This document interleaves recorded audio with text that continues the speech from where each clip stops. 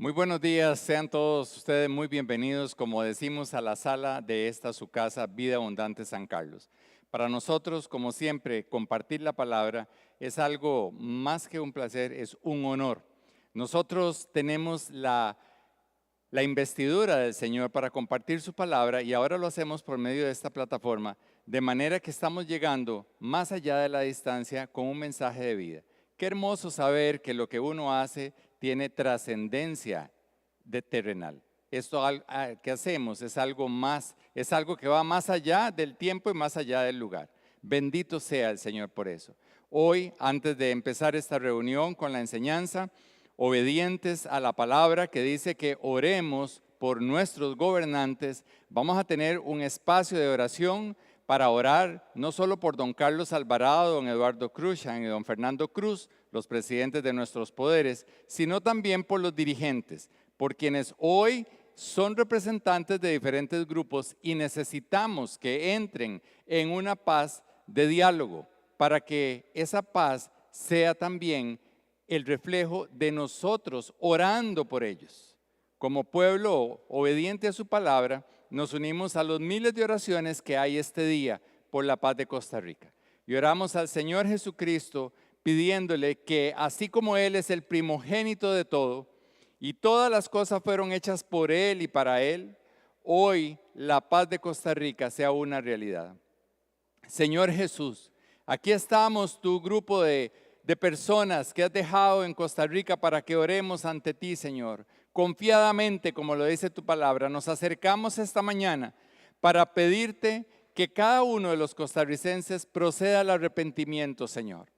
Tu palabra nos enseña que pidamos perdón por el pecado de nuestro pueblo para que la tierra sea sanada y así lo estamos haciendo esta mañana. Vida Abundante San Carlos, Señor, une este clamor al de tantas personas en diferentes partes del territorio que esta mañana se han unido clamando a ti, Señor, por una nueva oportunidad para que esta paz que desciende de ti, Señor, sea la que gobierne a cada una de las personas que tienen que sentarse a esas mesas. Señor, en especial, oramos por don Carlos Alvarado. Señor, este pueblo lo eligió y las autoridades están puestas sí por los votos, pero dice tu palabra que son todo voluntad tuya.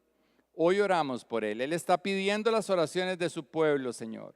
Y estamos fieles a ti primero y obedientes a la autoridad que pusiste, Señor, orando por don Carlos. Bendícele, Señor, con discernimiento, con humildad, Señor, para escuchar y que pueda él entender cuál es tu voluntad, Señor, para con esta tierra. Muchas gracias, Padre. Gracias a ti, Espíritu Santo. Y todo esto lo pedimos en tu nombre, Señor Jesús. Muchas gracias. Nuestra enseñanza de hoy viene precisamente a recalcar algunos asuntos de estos en los que podríamos estar o podría estar nuestro hogar, nuestra familia expuesta, una salida fácil. ¿Por qué hemos titulado esta enseñanza así?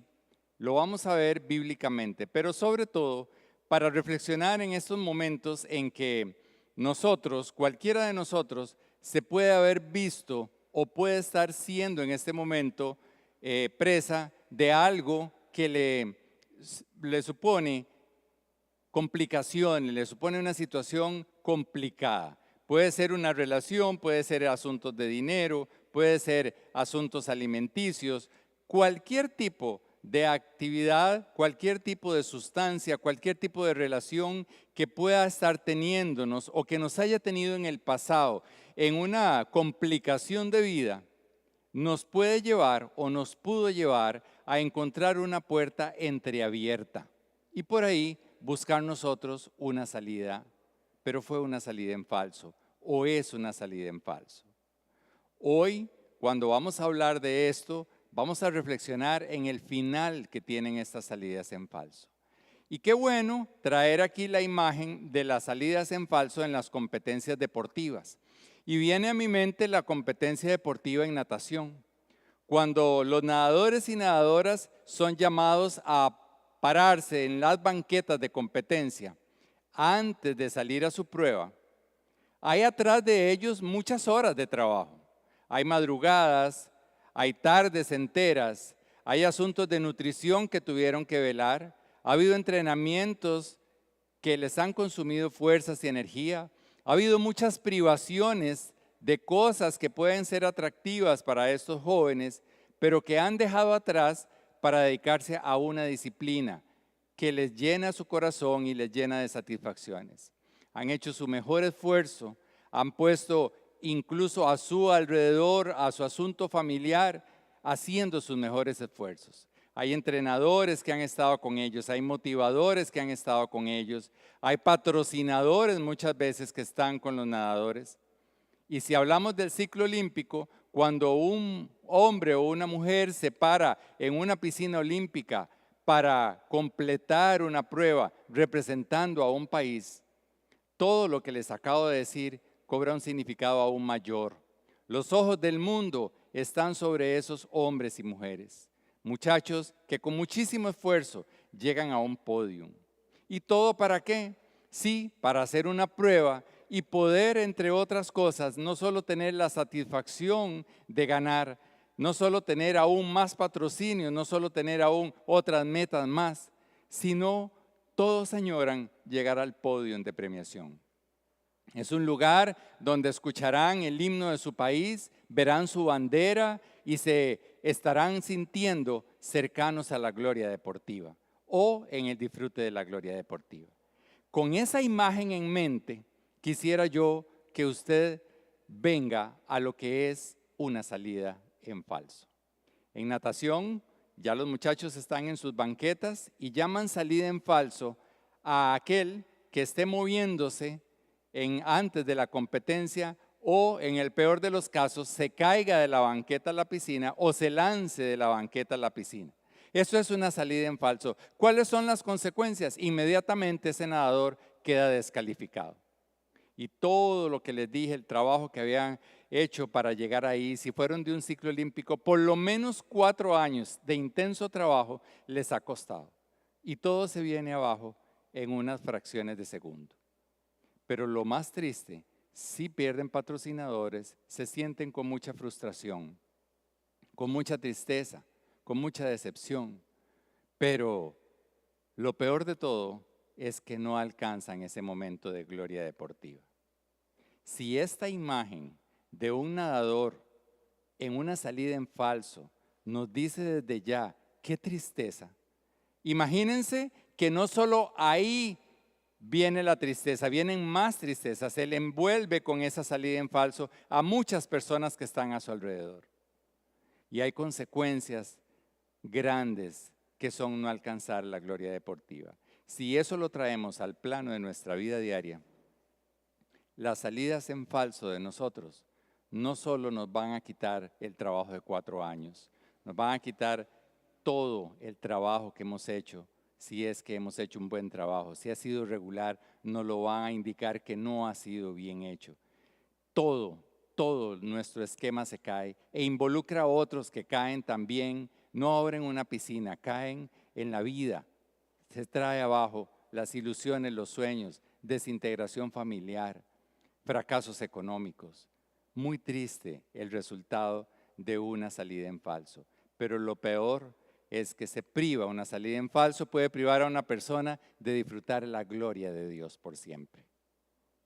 Y es ahí donde nosotros necesitamos una enseñanza bíblica acerca de cómo evitar las salidas en falso. ¿Por qué un nadador cae? Por 2 razones. Porque no sabe exactamente lo que tiene que hacer en esa banqueta, que parece raro, pero no lo sabe, no sabe conducirse, o que ignora las indicaciones y no está oyendo las señales de en sus marcas, listos fuera. Y entonces en cualquier señal que parece el pito de salida, se puede ir ese nadador. Hoy usted y yo necesitamos estar muy conscientes de dónde estamos parados, en qué estamos parados y entender muy bien las señales para que cada salida de nosotros sea una salida que nos ponga en contacto con la gloria del Señor. Hoy usted y yo vamos a hablar de la primogenitura. Y la primogenitura es un concepto que a veces nos ha quedado que es del Antiguo Testamento. Y sí, en el Antiguo Testamento tenemos la descripción de lo que es la primogenitura. A Abraham el Señor le hizo un pacto y le dijo muchas cosas hermosas, que iba a ser padre de naciones, que iba a ser bendecido, iba a ser muy, muy premiado, por decirlo así, porque tenía un corazón que latía al mismo ritmo que latía el corazón del Señor. Tanto así que le llama mi amigo. Y a partir de ahí aparece la primogenitura en el pueblo del Señor. El primogénito tenía la capacidad, tenía el poder legal sobre su familia. Él era el gobernador de su familia. Era un derecho que se le daba al primer hombre nacido en una familia judía. El poder legal sobre su familia. Era quien después de su padre iba a tener el control legal para hacer con su familia lo que él creía más conveniente. No solo eso, también tenía el poder espiritual y se convertía en el sacerdote de la familia. Él era quien regía la vida espiritual de la familia. Y además tenía una doble porción en lo material. Si ellos tenían, por decirle, una hectárea de terreno y eran 3 hijos, la iban a dividir entre 4 y 2 de esas partes eran del primogénito. Eso es en el Antiguo Testamento, pero a nosotros, a usted y a mí, nos interesa saber que la primogenitura se cumple en el Nuevo Testamento en Cristo Jesús. Y nosotros necesitamos entender qué es la primogenitura de Cristo para saber qué nos toca a nosotros. Y son exactamente esos derechos y más. Y leemos, como dice Colosenses 1, en varios de sus versículos. Él es la imagen del Dios invisible, el primogénito de toda la creación. Este es Cristo. Cristo es el primogénito de toda la creación. Cristo es la imagen viva del Dios, del único Dios viviente. Él es la cabeza que es la iglesia. Él es el principio, el primogénito de la resurrección para ser en todo el primero. Y además dice, porque a Dios le agradó habitar en él con toda su plenitud. Entendemos entonces que en Jesucristo la primogenitura es todo lo que se decía en el Antiguo Testamento y más. Hoy usted y yo tenemos el derecho a la primogenitura también. Porque si tenemos a Cristo en el corazón, tenemos al primogénito de la creación y obtenemos una serie de beneficios que vamos a ver. 5 hemos puntualizado aquí. Beneficios, ventajas, bendiciones sobre todo de parte del Señor por tener nosotros en el corazón al primogénito de la creación. Y dice en su lámina que en Cristo nosotros vamos a lograr lo primero, que es acercarnos al único Dios viviente. No es que nos cubre nada más, no es que está alrededor, no, es que nosotros podemos estar cercanos a Él. Cercano significa poder contarle lo que nosotros sentimos, es poder decirle nuestros miedos, es poder decirle nuestros afanes, es poder escucharlo a Él porque estamos cerca. Por Cristo, no tuvimos que hacer ni tenemos que hacer ningún otro sacrificio más. Hoy día nosotros lo que tenemos que hacer es acercarnos confiadamente al trono de la gracia en Cristo Jesús. Lo segundo que obtenemos es que ahora nosotros contamos con el único juez justo. Qué hermoso saber que sean cuales sean nuestras causas legales, espirituales, relacionales, cualquiera que sea nuestra causa, el único juez justo está a favor de nosotros, porque tenemos la primogenitura en Él. La tercera cosa hermosísima que nosotros podemos disfrutar, tener un gozo todos los días de eso, es que nuestros nombres están escritos en el libro de la vida. Y cuando tenemos esa dimensión de eternidad para nuestras vidas, entendemos que todo lo que tenemos aquí es pasajero. Ya no solo tenemos cercanía con el único Dios viviente, no solo tenemos al juez justo abogando por nuestras causas, sino que tenemos la seguridad de que nuestros nombres nadie los va a borrar si usted y yo hacemos lo que el Señor pide del libro de la vida. Lo cuarto que logramos con Cristo y la primogenitura que nos da es que podemos disfrutar del poder de su sangre. Y no para andar cubriendo todo, te cubro con la sangre de Cristo. Es para disfrutar del poder, vivir. ¿Qué es el poder? El poder de la sangre de Cristo cubrió multitud de pecados y nos hace nuevas criaturas, aceptos a los ojos de Dios. Eso para nosotros debe ser un disfrute y es poder a la situación que se nos presente para no sacar y no irnos por una salida en falso. Es ejercer el poder de la sangre de Cristo. Y finalmente hemos puntualizado que a nosotros el tener la primogenitura nos asegura ser parte de la iglesia por la cual Cristo volverá en su segunda venida. Cuando Cristo vuelva en gloria, viene por su pueblo y usted y yo vamos a estar ahí porque un día decidimos que Cristo fuera quien gobernara nuestro corazón y toda nuestra vida. Eso es la primogenitura en el Señor Jesucristo. Eso es lo que nosotros debemos cuidar, eso es lo que debemos anhelar, es hacia donde nosotros debemos crecer cada día. Y todo aquello que represente una salida en falso, debemos evitarlo y debemos entenderlo para no querer nunca tomar las salidas en falso. Hoy, como siempre lo hacemos, vamos a volver los ojos a la palabra y vamos a invitar en nuestro sillón, como hacemos siempre, presentar aquí a una persona, un personaje que aparece en la Biblia. Un personaje que su nombre, algunos estudiosos dicen que no tiene un significado. Otros dicen que su nombre significa rojizo. Y les cuento por qué. Su nombre es Esaú. Y lo invitamos esta mañana, no para criticarlo, sino para tratar de entender por qué aparece en la palabra y qué cosas tenemos nosotros que aprender de él para hacer o para no hacer. Esaú era nieto de Abraham, el hombre al cual el Señor, les dije antes, llamó mi amigo. Y era hijo de Isaac, el hijo de la promesa significa el nombre de Isaac. O sea, qué abuelo y qué hijo. ¿Y qué padre, perdón? Esaú era hijo y nieto de la estirpe escogida por el Señor para seguir con la primogenitura que había dado. A Esaú le tocaba disfrutar de la primogenitura, gobernar a su familia, ser el sacerdote de su familia y tener la doble porción material y espiritual que del cielo iba a venir a sus manos. Eso disfrutaba Esaú. Hoy, al tenerlo de invitado, usted y yo, como tenemos a Cristo, nos vamos a sentir igual que Esaú. Esaú tenía toda la bendición de la primogenitura porque él abrió el vientre de su madre. Él fue el primero en nacer. Usted y yo somos los primeros en nacer en Cristo y estamos con la misma progenitura que tenía Esaú. Hay algunos otros datos de él que vamos a ver muy claritos en la lectura. Fue un niño que nació gemelo y, como les dije, tenía unos antepasados amigos del Señor. Y vamos a ver Génesis 25 del 24 al 34. Y dice así: cuando le llegó el momento de dar a luz, resultó que en su seno había mellizos, Esaú y su hermano. El primero en nacer era pelirrojo y tenía todo el cuerpo cubierto de vello. A este lo llamaron Esaú.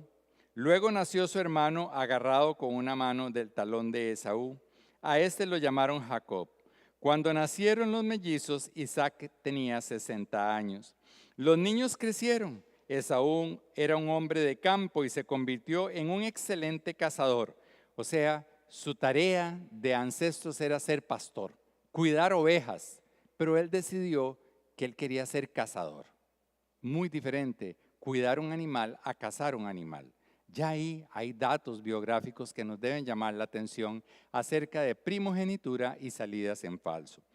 Mientras que Jacob era un hombre tranquilo que prefería quedarse en el campamento.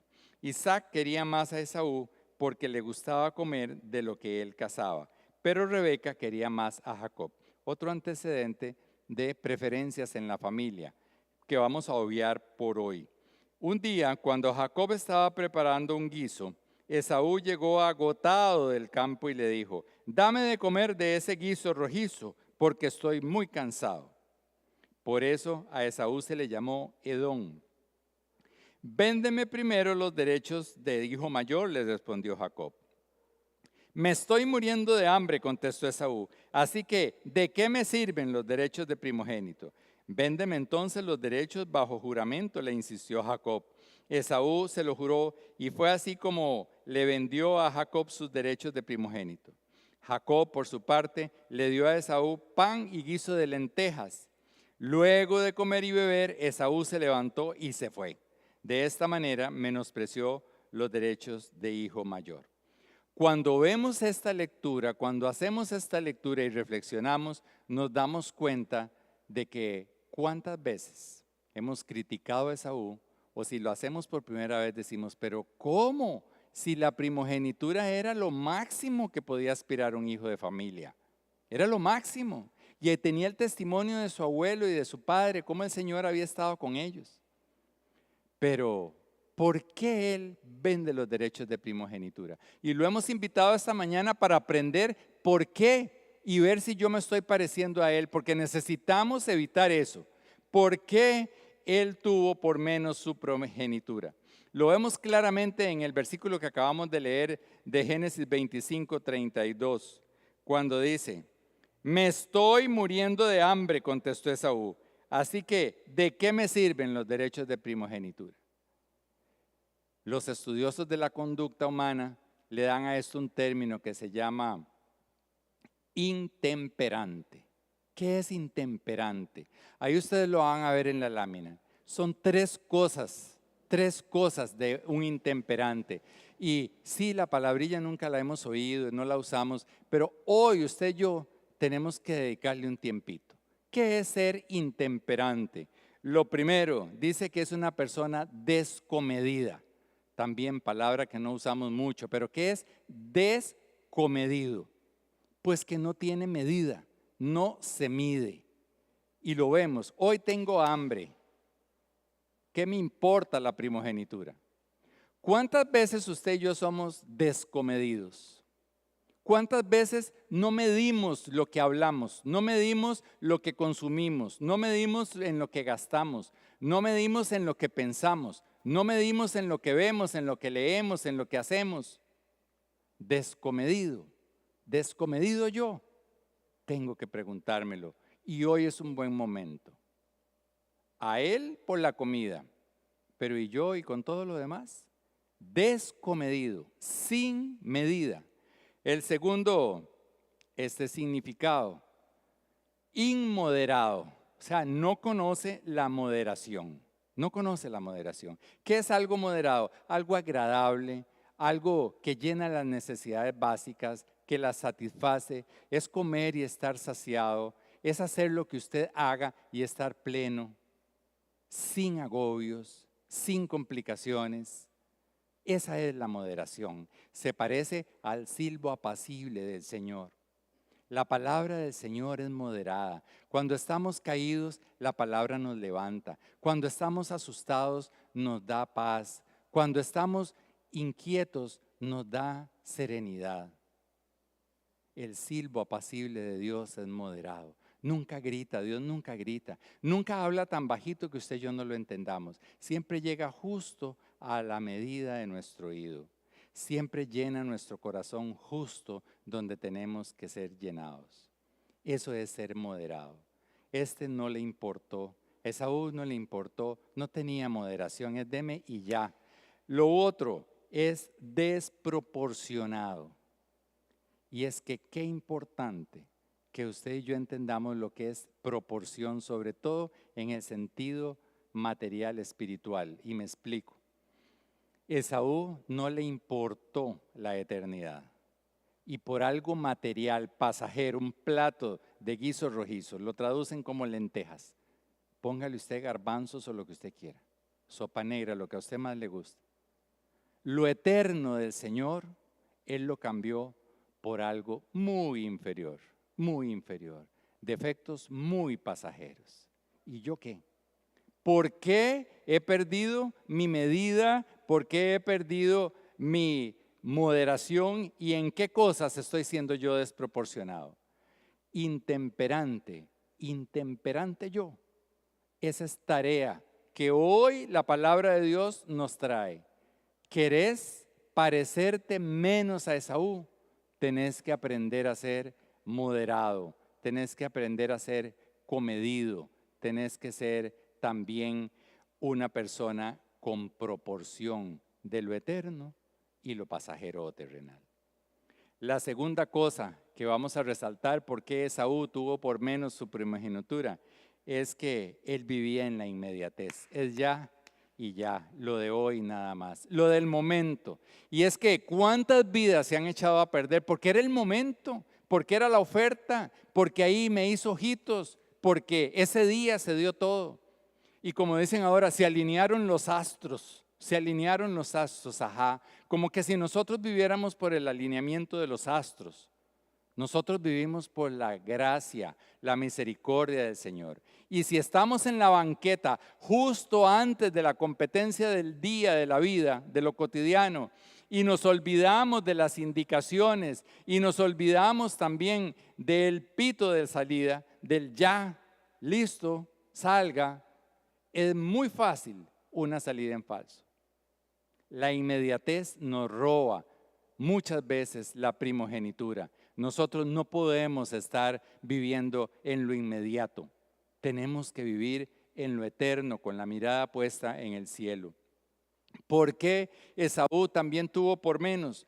Otro componente, porque él buscó hacer solo su propia voluntad. A él no le importó, él era el jefe, iba a ser el jefe legal de su familia, de todos. Él tenía el poder y el deber de representar y enseñar a su familia del Dios viviente, como le toca a usted y me toca a mí. Hablar del Dios viviente a nuestros hijos, a nuestros nietos, a nuestros vecinos, a quien sea. Tenemos que hablar del Dios viviente, eso es parte de la primogenitura. Es que no podemos tener a Cristo y ser del servicio secreto de Cristo. Usted y yo tenemos que lucir a Cristo, y lucir a Cristo es hablar de Él. Yo era así y Cristo me transformó. Yo tenía miedo y Cristo me fortaleció. Yo tenía carencias, tenía un vicio, tenía una debilidad y Cristo me ha fortalecido. Eso es hablar de Dios, hablar del Dios viviente, de Cristo su Hijo.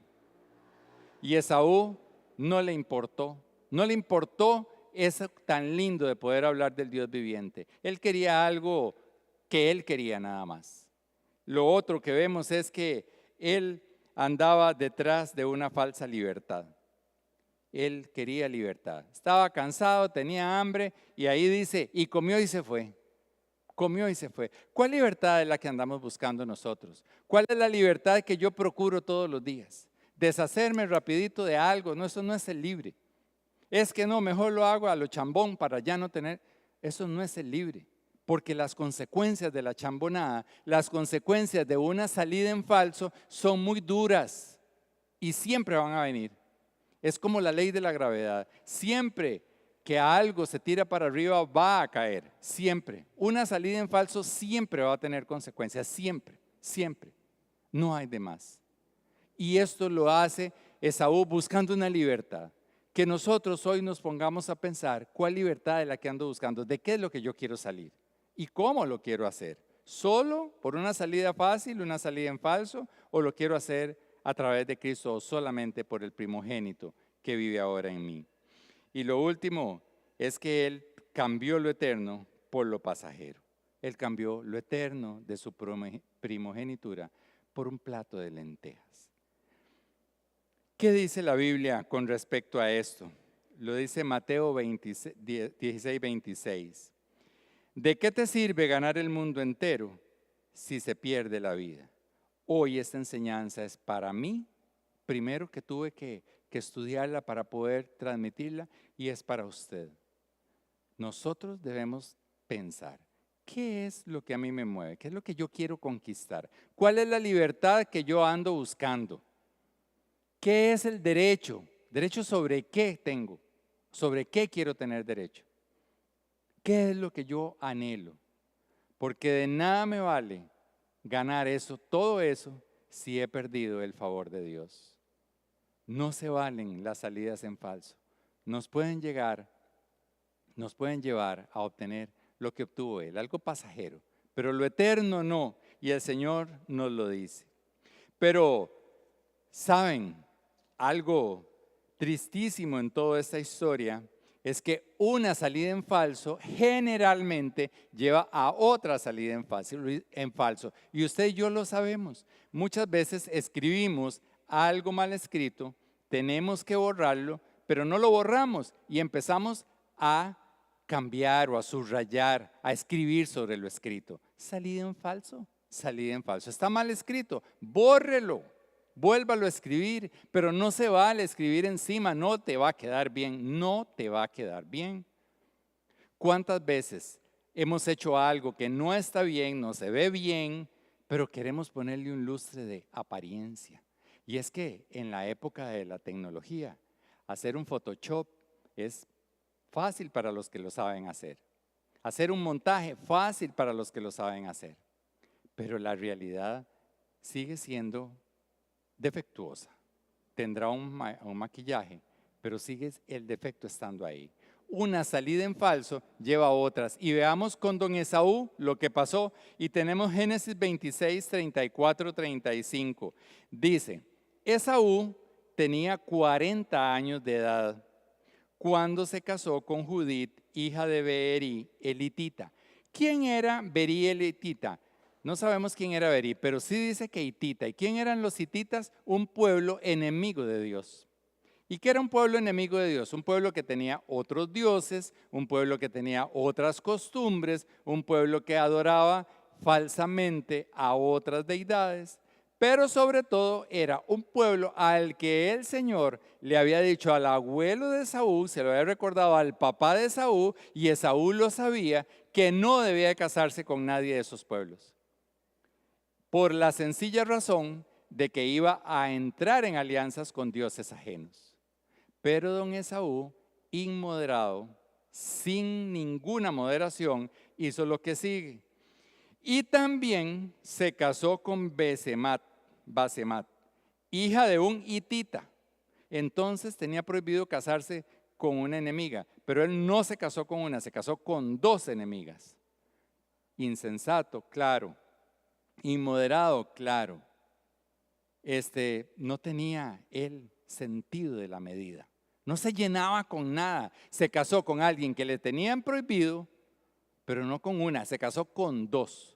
¿Y qué pasó? Les dije, en el nadador, cuando se tira en falso, muchas veces otros nadadores se van también. Él induce a que otros nadadores se tiren a la competencia y quedan también descalificados. Y hay otra vez dolor, otra vez tristeza, otra vez trabajo en falso, otra vez volver a empezar, otra vez sentirse mal. Y ojo, otra vez muchas personas se pierden de la gloria deportiva. Cuando una persona es intemperante, inmoderado, como era Esaú, lleva a otros a ese dolor. Y vea que la misma texto que usted está leyendo dice, estas dos mujeres les causaron mucha amargura a Isaac y a Rebeca, a los papás de Esaú. Entonces, una salida en falso lleva a otra salida en falso y lleva además a muchas personas a sufrir por esa salida en falso. Hoy es un buen momento para empezar a dejar de recalcar las palabras mal escritas. Hoy es el momento de empezar a escribir bien las cosas, porque no podemos con nuestras salidas en falso repetir otras y menos llevar a gente al dolor y la amargura como lo hizo Esaú. Él cayó en idolatría, cayó en abandonar las cosas del Señor, cayó en adorar a otros dioses, en negar al Señor. Y eso nunca termina bien, nunca termina bien. Vamos a ver qué dice Deuteronomios 8, del 10 al 11. ¿Por qué es que se da una salida en falso tras otra? Dice, cuando hayas comido y estés satisfecho, alabarás al Señor tu Dios por la tierra buena que te ha dado. Pero ten cuidado de no olvidar al Señor tu Dios. No dejes de cumplir sus mandamientos, normas y preceptos que yo te mando hoy. El nadador cae porque no tiene presente lo que tiene que hacer o no sigue las instrucciones. Esto le pasó a Esaú. Él se olvidó del Señor desde antes, desde el plato de lentejas se olvidó del Señor, con las esposas y con su vida se olvidó del Señor y por lo tanto no cumplió lo que el Señor esperaba de él. Qué triste es el destino de las salidas en falso. Qué triste es el destino que corrió Esaú teniendo todo en las manos. Usted y yo tenemos todo y más en Cristo Jesús. No podemos terminar como terminó Esaú. Hoy es un momento para decidir que ya no más salidas en falso. Y aquí están 5 cosas que se notan en una lectura que vamos a hacer en Hebreos 12, del 14 al 17, lo que pasó con Esaú. Dice así: busquen la paz con todos y la santidad sin la cual nadie verá al Señor. Y aquí empieza a describir el final de Esaú. Asegúrense de que nadie deje de alcanzar la gracia de Dios, de que ninguna raíz amarga brote y cause dificultades y corrompa a muchos, y de que nadie sea inmoral ni profano como Esaú, quien por un plato de comida vendió sus derechos de hijo mayor. Después, como ya saben, cuando él quiso heredar esa bendición fue rechazado. No se le dio lugar para el arrepentimiento, aunque con lágrimas buscó la bendición. Qué duro. Al final de sus días buscó la bendición del Señor y ya no había chance. No había chance ni para arrepentirse. No había chance. Vamos a ver, en su lámina está una por una las cosas puntualizadas que dice este texto en las que terminó Esaú. Amargura, amargura, inmoralidad y profanidad. ¿Qué es ser profano? Es lo de Dios no me importa. Una persona sin Dios, una persona sin moral. ¿Y cómo no entenderlo? Si nunca tuvo proporción, nunca tuvo medida. Era ya al instante y lo que a mí me gusta y nada más. Me importan lo demás. ¿Cómo no iba a terminar en amargura? ¿Cómo no iba a terminar en inmoralidad? ¿Cómo no iba a terminar profano, sin Dios, si no quería nada con Él? Mucho llanto, siempre una salida en falso va a traer llanto. Llanto de los que se ve porque salen lágrimas y llanto del corazón. Una enfermedad, una depresión, un susto, un desasosiego espiritual y emocional. Llantos para adentro, que son los que más se oyen. Más se oyen los llantos internos que los llantos externos. Él lloró amargamente. No alcanzó la gracia y la bendición del Señor. ¿Cómo la iba a alcanzar? Se había ido cerrando todas las oportunidades y dijo: ¿qué me importa la primogenitura? Yo quiero comer ya. Ya. Y ya se quedó sin bendición. Y por último, no tuvo oportunidad de arrepentimiento. Y esto lo entendemos, o entendemos la palabra cuando dice que el único pecado que no tiene perdón de Dios es la blasfemia contra el Espíritu Santo. A veces leemos eso y no entendemos. Claro, ¿qué es la blasfemia contra el Espíritu Santo? Es decir, el Espíritu Santo, usted me está diciendo, pero me importa, no me importa.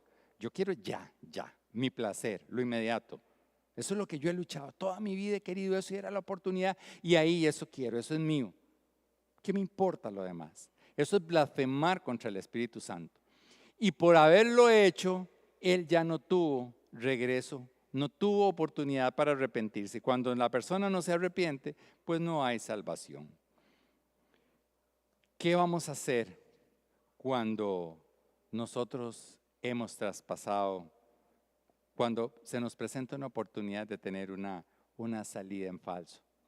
Hay 3 consejos, muchos, toda la Biblia es consejo para evitar las salidas en falso, pero hoy vamos a ver 3 para que usted y yo las disfrutemos, para que usted y yo digamos, eso debe ser mi norma de conducta. Lo primero, buscar primero el reino de Dios. Eso lo hemos oído mucho, pero hoy lo vamos a disfrutar un poquito más. Mateo 6, del 31 al 34. Y dice: al son de todo lo que hemos visto, lo entendemos y le sacamos el gusto a esta palabra. Así que no se preocupen diciendo: ¿qué comeremos, qué beberemos o qué vestiremos? Porque los paganos, o sea, toda la gente, aún sin conocer al Señor, andan detrás de esas cosas. Mensaje primero: no seas pagano. No seas pagano, no te ocupes de eso. ¿Por qué te vas a preocupar? Eso lo hacen los corrientes. Pero a vos, ¿qué te toca? A vos y a mí.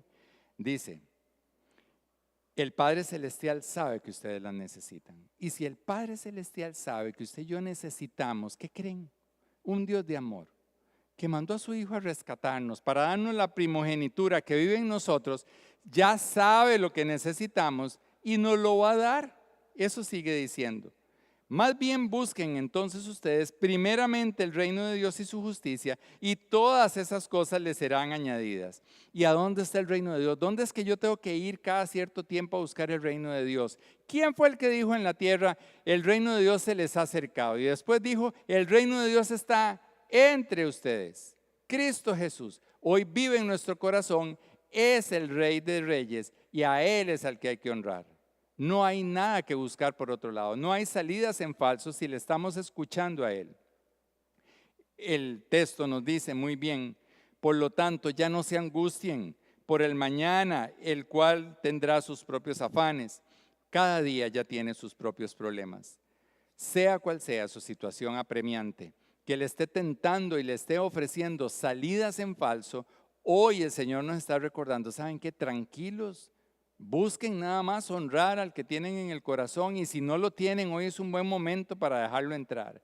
Cristo resucitado, nuestra primogenitura, que no podemos cambiar por nada, porque Él es el que sabe lo que usted y yo necesitamos, y no solo lo sabe, lo va a hacer descender del cielo para usted y para mí. Eso es promesa para usted y promesa para todos sus descendientes si nosotros seguimos siendo los sacerdotes de la familia, si seguimos hablando del Cristo vivo. Lo segundo, el segundo consejo del cielo para evitar las salidas en falso, entrando por la puerta angosta que es Cristo. Cristo dijo aquí en la tierra que Él era la puerta y el que entraba por Él sería salvo. Nos moveríamos en libertad y hallaríamos paso. El texto en Mateo 7 dice lo siguiente: entren por la puerta estrecha, porque es ancha la puerta y espacioso el camino que conduce a la destrucción, y muchos entran por ella. Solo traigan la imagen del nadador. Si no es la orden para tirarse todos los de la competencia y él se tira primero, claro que va a ser ancha la piscina solo para él. Es más, podría nadar y volver y decir que ganó porque no había competencia, pero esa no es la realidad. Él estaba en una salida en falso. Es muy fácil la puerta ancha, es muy fácil todos los días y a cada rato hay puertas anchas para nosotros, pero estrecha es la puerta y angosto el camino que conduce a la vida, y son pocos los que la encuentran. Usted y yo tenemos esta mañana la oportunidad de elegir cerrar las puertas anchas y decidir pasar por la angosta. ¿Cuál es la puerta angosta? Cristo Jesús. ¿Y qué? ¿Por qué es tan angosta? Porque Él es exclusivo, Él no es del montón. Porque Él necesita que usted y yo hagamos una elección entre todo el montón de opciones, de puertas entreabiertas, abiertas mucho, abiertas un poco menos, pero anchas todas para la perdición, para salidas en falso, y decidir por Él. Por eso es que Él es estrecho, porque Él es único. Y tenemos que pasar solo por su gracia y misericordia, la cual está ofrecida esta mañana para usted y para mí. Y el tercer consejo del cielo es que no seamos insensatos. ¿Qué pasa con el que se mueve en la banqueta? ¿Qué pasa con el que se tira creyendo que el pito ya sonó? O porque no está en nada, o porque está muy nervioso, porque está confundido, por lo que sea. Lo que pasa es que deja de alcanzar la gracia del Señor. Y Mateo 7:26 dice: por lo tanto, el que oye estas palabras y no las pone en práctica es como un hombre insensato que construye su casa sobre la arena. Cayeron las lluvias, crecieron los ríos, soplaron los vientos y azotaron aquella casa, y ésta se derrumbó, y fue grande su ruina. Ruina hubo para Esaú, ruina hay para el que busca las salidas en falso. Ruina hay para el que, aún escuchando los consejos del cielo, no los quiere obedecer. Usted y yo no somos insensatos. Usted y yo tenemos la oportunidad de ser dirigidos por el Espíritu Santo. La cuestión es que lo escuchemos y pongamos por obra. Finalmente, si ya hemos traspasado una puerta y hemos hecho una salida en falso, si hoy usted está con el dolor producto de una salida en falso, hay dos consejos para retornar a la senda correcta.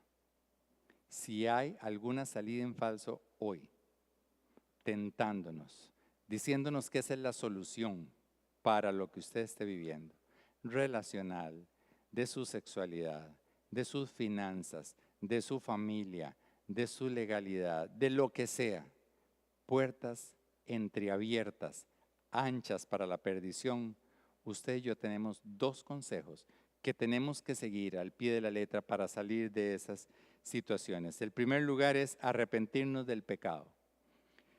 Hechos 3:19, y les recuerdo que pecado es todo aquello que hayamos hecho sin contar con la voluntad de Dios. Por lo tanto, para que sean borrados sus pecados, arrepiéntanse y vuélvanse a Dios, a fin de que vengan los tiempos de descanso de parte del Señor. ¿Qué es arrepentirse? Es hoy he tomado una salida en falso, eso me duele, sé que hice daño, sé que voy a caer en otra si sigo así, y es venir a la presencia del Señor, venir a la presencia del Señor, la dirección que yo traigo hacia el Señor y entregar en sus manos mis faltas, todas aquellas salidas en falso mías, entregándoselas a Él confiadamente y devolviéndome completamente para atrás. Eso es lo que se llama arrepentimiento, la conversión. Yo voy en una dirección, le presento a Cristo mis errores, todas las circunstancias complicadas de mi vida, mis pecados, las dejo de corazón en su mano y me devuelvo completamente para atrás. No hay salidas en falso, ya no más. Ya no hay puertas laterales por donde yo tenga que salir. Yo decido pasar por la puerta que es Cristo Jesús y entregar ahí mis pecados. Ese es el primer consejo, sea lo que sea que usted esté viviendo en este momento. Y cuando estemos en la presencia del Señor, Él no necesita, nosotros necesitamos decirlo en voz alta a Él: Señor, yo confieso que he tomado esta salida en falso y necesito que tú tomes mis consecuencias y las transformes en una vida agradable a tus ojos. Primera de Juan dice: si confesamos nuestros pecados, Dios es fiel y justo, nos los perdonará y nos limpiará de toda maldad. Esta mañana hemos invitado a Esaú, como les decía, no para juzgarlo, es que ¿qué hemos aprendido de Esaú? Que por inmoderado e intemperante decidió hacer lo que él creía que necesitaba ya. ¿Y qué me importa lo demás? Comió y se fue. ¿Cuál área de tu vida está siendo inmoderada? ¿En cuál área de tu vida está siendo descomedido, desproporcionado? Hoy tenemos las indicaciones del cielo. Puerta angosta, no salida fácil. Puerta estrecha, que es Cristo Jesús, para evitar las salidas en falso. Una salida en falso, si la hicimos, arrepentimiento y confesión de pecado, no una tras otra, no una tras otra, para que la primogenitura de Cristo esté en nosotros por siempre, dándonos cercanía al único Dios viviente, teniendo el favor del único juez justo, disfrutar de estar inscritos en el libro de la vida, disfrutar el poder ejercer el poder de la sangre de Cristo y ser de la lista por la cual Él viene a recogernos en gloria y llevarnos por una eternidad. Esa es la idea de evitar las salidas en falso. No más amargura, no más dolor, no más oportunidades cerradas para el arrepentimiento, no más familias destruidas, generaciones sin sacerdote y sin gobernador y sin doble porción, porque usted y yo decidimos hoy que ya no más vamos a ser intemperantes. Oramos. Señor Jesús, esta mañana te damos gracias por la oportunidad que nos das de formar parte de esa legión enorme de creyentes, Señor, que hemos reconocido que sí hemos tomado salidas en falso, que sí hemos desviado a otros, Señor, con nuestras salidas en falso, que hemos traído dolor y amargura a nuestras vidas por las salidas en falso, Señor. Hoy entendemos que cada una de ellas fue por no estar atento a las indicaciones tuyas, por no haber decidido creer en tu palabra. Te pedimos perdón, Señor, por todas las veces que hemos estado intentando esas salidas. Y si hoy, Señor, si esta mañana hay en nosotros un plan alternativo para salir en falso de una situación, de una relación, de una condición, de una sustancia, de una actividad, de un pensamiento, de un sentimiento, de una emoción, Señor. Hoy venimos con estos consejos del cielo ante ti, Señor. cercanos al único Dios viviente y con confianza decirte, Señor, ya no va más esto. He entendido por tu palabra que no puedo tener por menos tu primogenitura. No puedo, Señor, renunciar a lo que tú, Cristo, me has dado como condición de hijo cercano, hijo amado, hijo apreciado, escuchado, tomado en cuenta, libre de toda atadura, Señor, y poder decirte que nos arrepentimos y que queremos que tu gracia y misericordia nos acompañe a nosotros y a nuestras 1000 generaciones. Hoy, Señor Jesucristo, te damos el lugar que te corresponde en nuestro corazón. Y hermanos, si alguno de ustedes, alguna persona que está viendo este mensaje dice, no sé qué es tener a Cristo en el corazón, hoy es la oportunidad. Es una muy buena oportunidad para que usted le diga en sus palabras sencillas algo como, Señor Jesús, yo te invito a que entres a mi corazón. Te abro la puerta para que te quedes conmigo, restaures mi vida, sanes y empiece en mí una renovación a través de tu Espíritu Santo. Si usted hace eso, el Señor está escuchando su voz y va a entrar a su corazón y va a quedarse con usted. Y si ya lo conocemos, pero por A o por B, no hemos estado escuchando las indicaciones del Espíritu Santo, hoy es una buena mañana para decirle, Espíritu Santo, yo quiero ser obediente a tu voz. Dame el dominio propio para no ser inmoderado, descomedido, desproporcionado y entrar en la voluntad tuya. Guíame, Espíritu Santo, guíanos a todos a hacer la voluntad de la palabra para que la vida eterna sea siempre nuestro destino final y no tener salidas en falso de dolor y de tristeza. En el nombre tuyo, Señor Jesús, te agradecemos, Padre, te agradecemos, Hijo, el favor que nos hacen de vernos como hijos del Señor Altísimo. Amén. Démosle un aplauso al Señor Jesucristo por habernos traído la oportunidad de ser los primogénitos del cielo. Muchas gracias por su atención. Los esperamos en nuestras reuniones de oración, lunes, miércoles y viernes, 6 de la tarde, y también nuestro estudio bíblico, lunes 7 de la noche, y las charlas que las estamos llevando en forma de discipulado, de prevención y de trato del abuso sexual en Costa Rica. Muchísimas gracias. Feliz fin de semana.